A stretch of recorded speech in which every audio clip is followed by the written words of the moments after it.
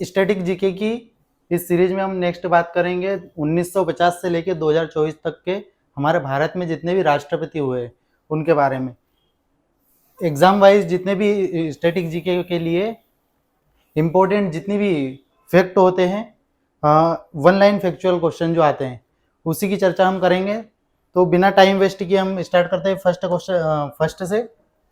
तो पहले जो हमारे हैं राष्ट्रपति भारत के, उनका नाम है डॉक्टर राजेंद्र प्रसाद। 26 जनवरी 1950 से लेके 13 मई 1962 तक आपका कार्यकाल रहा। वह भारत गणराज्य के प्रथम राष्ट्रपति थे। भारत देश के आज़ाद होने के बाद जो फर्स्ट राष्ट्रपति बने वो थे भारत के डॉक्टर राजेंद्र प्रसाद।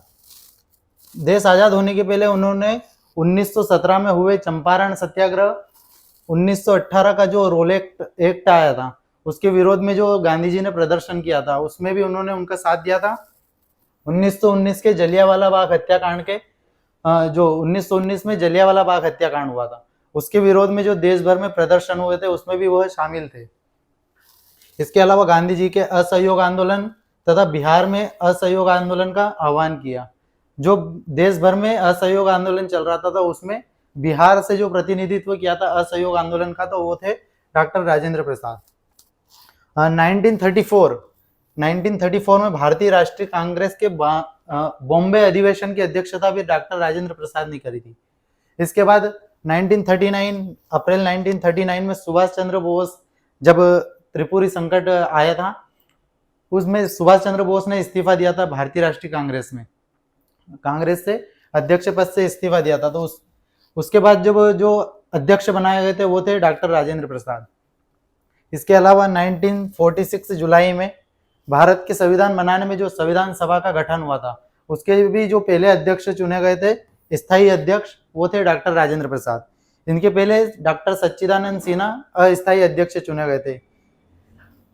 इसके बाद बात करेंगे डॉक्टर राजेंद्र प्रसाद की अध्यक्षता में समितियां, जो इम्पोर्टेंट जो एग्जाम वाइज समितियां हुई थी, संविधान सभा जब वर्क करती थी तो वो अनेक समितियों के द्वारा वर्क करती थी।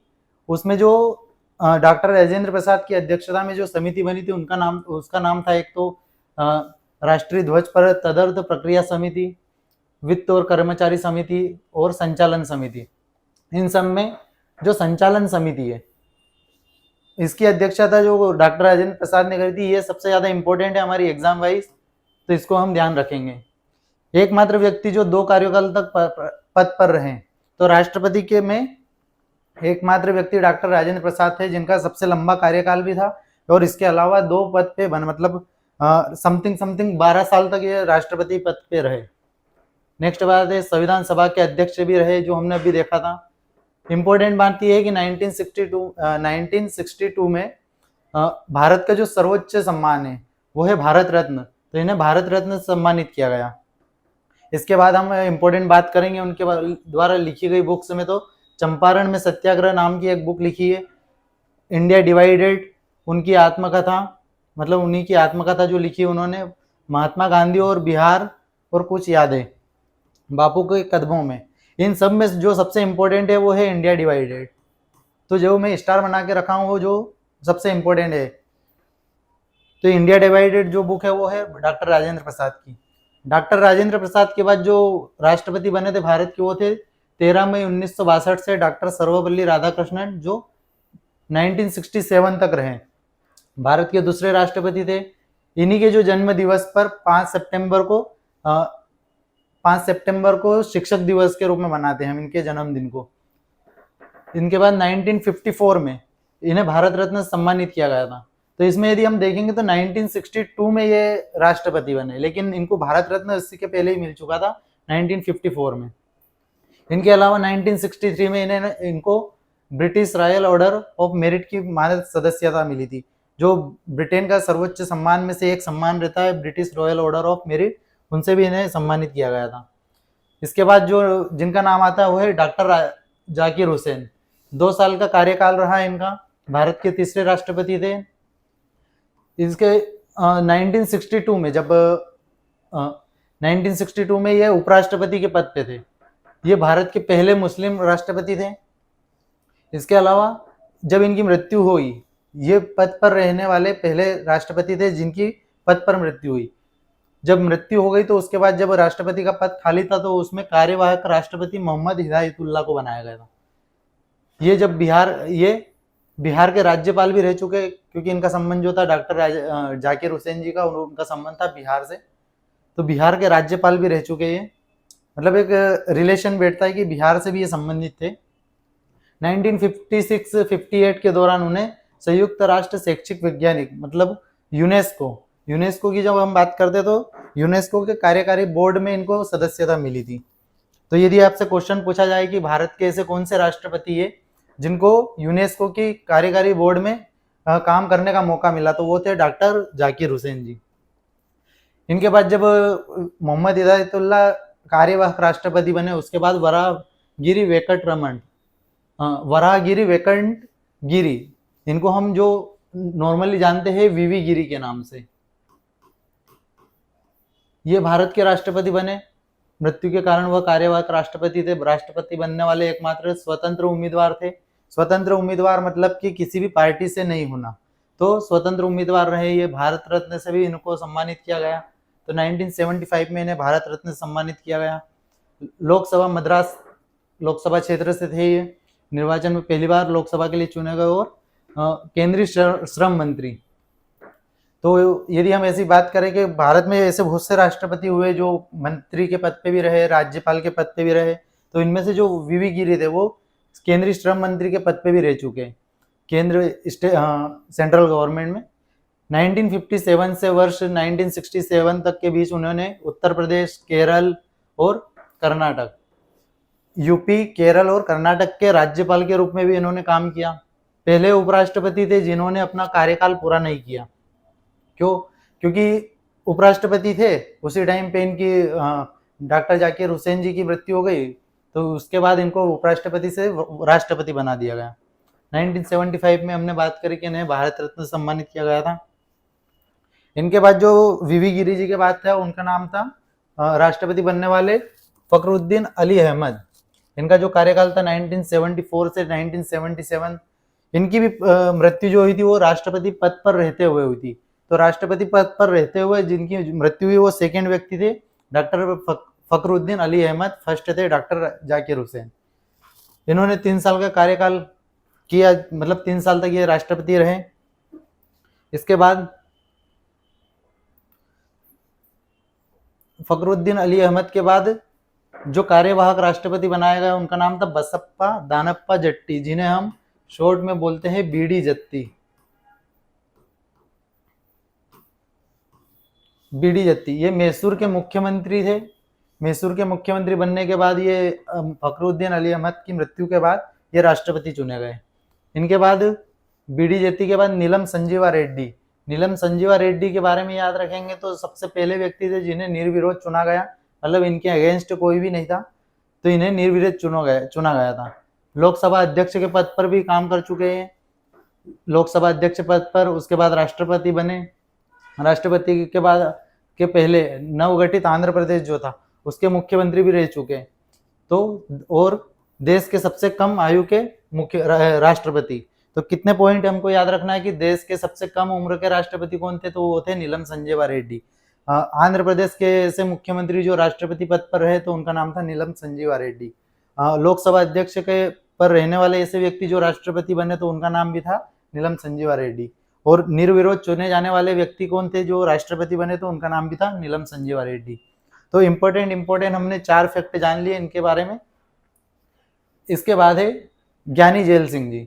ज्ञानी जैल सिंह जी का जो कार्यकाल था 1982 से 87 तक ये राष्ट्रपति रहे। पंजाब के मुख्यमंत्री रहे। भारत के राष्ट्रपति बने 1982 में, उसके पहले पंजाब के मुख्यमंत्री रह चुके थे। ज्ञानी जैल सिंह भारत के राष्ट्रपति पद पर पहुंचने वाले पहले सिख राजनेता थे। मतलब इसके पहले जो भी आए थे वो अलग अलग बैकग्राउंड से आए थे। जैसे मुस्लिम कम्युनिटी से भी हमने देख लिया, साउथ कम्युनिटी से भी हमने देख लिया। जैसे ही वो पंजाब के मुख्यमंत्री के रूप में कार्य करने वाले ज्ञानी जैल सिंह सिख पहले नेता थे जो राष्ट्रपति बने। 5 वर्ष के कार्यकाल में इन्होंने इंदिरा गांधी की हत्या से लेकर ऑपरेशन ब्लू स्टार, सिख विरोधी दंगे सभी का सामना किया। इनके बाद है ज्ञानी जैल सिंह के बाद रामास्वामी वेंकट रमन, जिन्हें हम रामास्वामी वेंकटरमन स्वतंत्र संग्राम में भाग लेने के बाद राष्ट्रपति बने। भारत के राष्ट्रपति के रूप में उनका कार्यकाल 1992 में समाप्त हुआ। स्वतंत्र संग्राम में उनके योगदान के लिए उन्हें ताम्रपत्र से और सोवियत भूमि पुरस्कार से सम्मानित किया गया।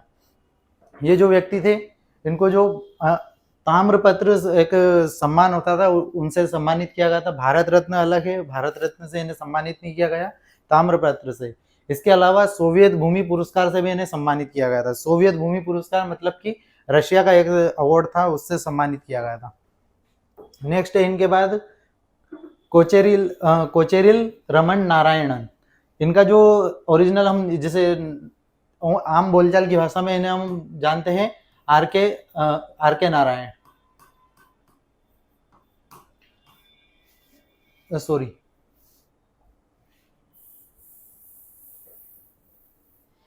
इनको हम जानते हैं के आर नारायण के नाम से, के आर नारायण। तो 1997 और 2002 के बीच में जो 5 साल का कार्यकाल था उनका नाम था के आर नारायण। भारत के उपराष्ट्रपति भी थे ये। उनके बाद 1997 में राष्ट्रपति बने। ये भारत के पहले दलित थे जो राष्ट्रपति बने। तो इसके पहले हमने देख लिया कि सबसे लंबे कार्यकाल तक रहने वाले डॉक्टर जाकिर हुसैन जी, सबसे लंबे कार्यकाल तक राष्ट्रपति के रूप में काम करने वाले डॉक्टर राजेंद्र प्रसाद जी। निर्विरोध चुने जाने वाले सबसे पहले जो राष्ट्रपति थे वो थे नीलम संजीवा रेड्डी जी। इनके अलावा जो पहले दलित राष्ट्रपति थे वो थे आपके आर के नारायण जी। सबसे युवा जो हमने बात करी तो उनका नाम था नीलम संजीवा रेड्डी। ऐसे ही जो सिंपल फैक्ट है वो आपको वन लाइनर फैक्ट के रूप में याद रखना रहता है। और ये जो एसएससी है, बैंकिंग है, रेलवे है, स्टेट की पीएससी की एग्जाम्स के जो प्रीज होते हैं उन सभी में ऐसे सिंपल फैक्ट पूछे जाते हैं। जैसे बैंकिंग में तो बैंकिंग अवेयरनेस वगैरह पूछे जाते हैं, लेकिन स्पेशली जो एसएससी रेलवे में जिसमें जीके जीएस आता है, व्यापम वगैरह में, उसमें हम देख सकते हैं कि इस टाइप के क्वेश्चन पूछते हैं। तो उसके बाद हम देखेंगे नेक्स्ट है डॉक्टर एपीजे अब्दुल कलाम जी। इनके बारे में यदि राष्ट्रपति से यदि किसी भी एग्जाम में क्वेश्चन आ रहा है और राष्ट्रपति से एग्जाम में क्वेश्चन आने के बाद यदि अब्दुल कलाम जी से आने की चांसेस ज्यादा रहते, मतलब 15 के समथिंग जो राष्ट्रपति हुए हमारे, उनमें सबसे ज्यादा यदि इंपॉर्टेंट है तो वो है हमारे missile man of India doctor APJ Abdul Kalam ji. इनसे सबसे ज्यादा क्वेश्चन बनने की हमारी प्रोबेबिलिटी रहती है। तो इनके बारे में सबसे ज्यादा हमने लिखा भी है कि क्या क्या इनके बारे में क्या क्या इंपॉर्टेंट चीज है। तो इनका पूरा नाम सबसे पहले पूछेंगे। इनका पूरा नाम थे अबुल पकीर जैनुलब्दीन अब्दुल कलाम। ठीक है। नेक्स्ट बात है कि भारतीय एरोस्पेस वैज्ञानिक थे। इसरो और डीआरडीओ में बहुत इन्होंने सहयोग दिया 2002 से 2007 तक। तीसरी बात है कि वो उनसे कार्यकाल पूछेगा एग्जामिनर के। इनका जो कार्यकाल था वो कितने टाइम से कितने टाइम तक का था, तो 2002 से लेकर 2007 तक। कौन से क्रम के, तो कौन से क्रम के थे, ये 11वें राष्ट्रपति थे भारत के। इनका अलग नाम, मिसाइल और परमाणु हथियारों कार्यक्रम में विकास में इन्होंने अग्रणी भूमिका निभाई थी, इसीलिए इनको missile man of India, Bharat के मिसाइल मैन ऑफ इंडिया के नाम से जाना जाता है। क्योंकि इन्होंने जो मिसाइल्स बनाई थी, 5 मिसाइल्स, जिन्हें हम इस नाम से जानते हैं पटना के नाम से, शॉर्ट ट्रिक से, कि इसके नाम से हम याद रख सकते हैं। जिसे पी से पृथ्वी, ए से अग्नि, टी से त्रिशूल, एन से नाग और ए से अग्नि। ए से अस्त्र, 2 ए है उसमें, एक का मतलब है अस्त्र और एक मिसाइल का नाम है अग्नि। तो परमाणु हथियारों के साथ साथ मिसाइल का जो विकास हुआ था, इनका जो बहुत ज्यादा सहयोग रहा। इनके बाद इनकी जयंती जो है, जो भारत के डॉक्टर एपीजे अब्दुल कलाम जी, उनकी जो जयंती है उनका राष्ट्रीय नवाचार दिवस और विश्व छात्र दिवस के रूप में मनाया जाता है। इसके बाद जो बहुत बड़ी हस्ती है, तो बहुत बड़ी हस्ती है इनके नाम पे जो इनको जो पुरस्कार मिले थे उनमें है पद्म भूषण, पद्म विभूषण, सर्वोच्च नागरिक सम्मान, भारत रत्न। तो कितने सम्मान मिल चुके हैं इन्हें? भारत की जो सर्वोच्च टॉप कैटेगरी में हम देखेंगे तो टॉप कैटेगरी में आता है भारत रत्न। तो भारत रत्न भी इन्हें मिला। भारत रत्न के बाद में आता है पद्म विभूषण, तो पद्म विभूषण भी इनको मिला है। उसके बाद जस्ट नीचे जो आता था पद्म भूषण, तो पद्म भूषण सम्मान से भी ये सम्मानित है। नेक्स्ट है कि इनकी जो साहित्यिक रचना है, सबसे इम्पोर्टेंट इनकी जो बुक्स है, बुक्स का नाम हजारों बार एग्जाम में आ चुका है। तो उन्हीं में से जो सबसे इम्पोर्टेंट है वो हम यदि याद रखेंगे तो wings of fire, India 2020 a vision for the new millennium. तो India 2020 my journey, ignited minds, unleashing the power of India, indomitable spirit, guiding souls, envisioning a empowered nation और प्रेरणादायक विचार। इन सब में जो इतनी बहुत सारी बुक्स लिखी, इसमें सबसे इंपॉर्टेंट जो है wings of fire, India 2020, ignited minds. इन तीनों को हमको याद रखना है, क्योंकि सबसे ज्यादा यदि पूछी गई है तो तीनों ही पूछी गई है। इसके बाद यदि हम देखेंगे तो डॉक्टर एपीजे अब्दुल कलाम जी के बाद जो भारत के राष्ट्रपति बने वो थे प्रतिभा देवी सिंह पाटिल। प्रतिभा देवी सिंह पाटिल भारत की पहली महिला राष्ट्रपति, क्रम में देखेंगे तो 12वीं राष्ट्रपति, और 2007 से लेके 12 से लेके, सॉरी इसके पहले मैंने जो बताया था 2002 से लेके 2007 तक एपीजे अब्दुल कलाम जी रहे। 2007 से लेके 12 तक ये, 12 से लेके अपने जो 17 तक थे आपके प्रणब मुखर्जी 17 के बाद रामनाथ कोविंद जी 2022 तक, और 22 से लेके जो वर्तमान तक है वो है आपके द्रौपदी मुर्मू जी। तो इनका जो कार्यकाल था ये तो सही लिखा है, इसके जस्ट पहले जो है एपीजे अब्दुल कलाम जी, उनका कार्यकाल थोड़ा मिस्टेक हो गया है, तो उसको आप मैं जो बोल रहा हूँ उसके हिसाब से आप सही कर लीजिएगा। राष्ट्रपति के रूप में चुने जाने वाले प्रतिभा देवी सिंह पाटिल जी राजस्थान की राज्यपाल रह चुकी है, इस पद पर आसीन होने वाली पहली महिला, क्योंकि इसमें हमने इतने राष्ट्रपति देख लिए, इसमें से पहली महिला राष्ट्रपति यदि देखेंगे तो प्रतिभा देवी सिंह पाटिल जी। राज्यसभा में रहते हुए 1986 से 1988 तक उपसभापति भी रह चुके हैं। तो राज्यसभा के उपसभापति रह चुके हैं, पहली महिला राष्ट्रपति थे। इनका जो राजस्थान की राज्यपाल भी रह चुके हैं। तो इनके बारे में जो इम्पोर्टेंट फैक्ट थे हमने देख लिए। उसके बाद है प्रणब मुखर्जी। प्रणब मुखर्जी भारतीय राजनीतिज्ञ, सरकारी अधिकारी थे। पहले ये सरकारी अधिकारी थे, इसके बाद इन्होंने राष्ट्रपति बने। पीवी नरसिम्हा राव जी की जो सरकार थी, उन सरकार में योजना आयोग, जो पहले अभी वर्तमान में जो नीति आयोग है, नीति आयोग की जस्ट पहले जो योजना आयोग थे उनके अध्यक्ष के रूप में, प्रमुख अध्यक्ष के रूप में भी काम कर चुके हैं अलग अलग समय पे, क्योंकि गवर्नमेंट ऑफिसर के बाद फिर राजनीति में उतरे। राजनीति में विदेश मंत्री रहे ये, रक्षा मंत्री, वाणिज्य और वित्त मंत्री के रूप में काम करा इन्होंने। इसके पहले जो प्रोफेसर के रूप में भी देशेर डकार के पत्रकार के रूप में भी काम किया इन्होंने। तो बहुत सारे अलग अलग, मतलब एक ही व्यक्ति की अलग अलग फील्ड में रह के जितने भी कारनामे कर सकते हो, उसमें भी जो इम्पोर्टेंट है प्रणब मुखर्जी द्वारा किए गए। जैसे सरकारी अधिकारी बने, उसके बाद फिर राजनीति में आए, तो राजनीति में आने के बाद पीवी नरसिम्हा राव सरकार में वो योजना आयोग के प्रमुख बने, इकोनॉमिक्स में काम किया। रक्षा मंत्री, विदेश मंत्री, वाणिज्य और रक्षा मंत्री सभी बनने का मौका मिला इन्हें। पत्रकार के रूप में काम किया, तो इन्होंने एक बंगाली पत्रिका लिखी, मतलब बंगाली पत्रिका का संपादक रहे ये, देशेर डाक करके, उस एग्जाम में पूछ सकते हैं। नेक्स्ट है श्री रामनाथ कोविंद जी। श्री रामनाथ कोविंद जी का जो कार्यकाल है 2017 से लेकर 22 तक भारत के 14वें राष्ट्रपति रहे। राष्ट्रपति बनने से पहले ये क्या थे, तो उत्तर प्रदेश से बनने वाले जो थे सबसे पहले राष्ट्रपति थे। यदि हम देखेंगे अभी तक अलग अलग स्टेट से, पंजाब से देख लिए हमने राष्ट्रपति, आपके बिहार से देख लिए हमने, आंध्र प्रदेश से देख लिए, मद्रास से देख लिए। तो इतने सारे जो राष्ट्रपति है उसमें हमने देखा कि उत्तर प्रदेश से रहने वाले कौन थे, तो उत्तर प्रदेश से रहने वाले श्री रामनाथ कोविंद थे। इसके पहले वो बिहार के राज्यपाल भी थे। रामनाथ कोविंद जी इससे पहले बिहार के राज्यपाल भी रह चुके। नेक्स्ट है जो हमारी अभी वर्तमान में द्रौपदी मुर्मू जी, तो 21 जुलाई 2022 से निर्वाचित हुए, मतलब निर्वाचित हुआ था जो राष्ट्रपति का, जब से लेके अभी तक ये राष्ट्रपति है। 15वीं क्रम के राष्ट्रपति है द्रौपदी मुर्मू जी। इनके पहले जो पहली महिला राज्यपाल थी, मतलब ये झारखंड में राज्यपाल रह चुके और झारखंड में भी झारखंड राज्य की पहली महिला राज्यपाल रह चुके हैं। असम के तेजपुर वायुसेना स्टेशन, अभी हाल ही की जो खबर है 2024 की, उसमें असम में तेजपुर एयरफोर्स स्टेशन है, वहां से ये उड़ान भरने वाली जो सुखोई 30 MKI हवाई जहाज से उड़ान भरने वाली है। तीसरे राष्ट्रपति है और दूसरी महिला है। तो हमने देखा कि लड़ाकू विमान 30 मिनट की उड़ान भरी, वह इस तरह उड़ान भरने वाली तीसरी राष्ट्रपति है और दूसरी महिला है। दूसरी महिला मतलब पहली राष्ट्रपति भी थी जो इनके पहले महिला, वो थे प्रतिभा देवी सिंह पाटिल जी। इन्होंने भी सुखोई 30 MKI से उड़ान भरी थी। तो ये तो हमारा राष्ट्रपति वाला चैप्टर इसमें हमने स्टैटिक जीके देखा है। नेक्स्ट में हम देखेंगे नए टॉपिक के साथ। Thank you.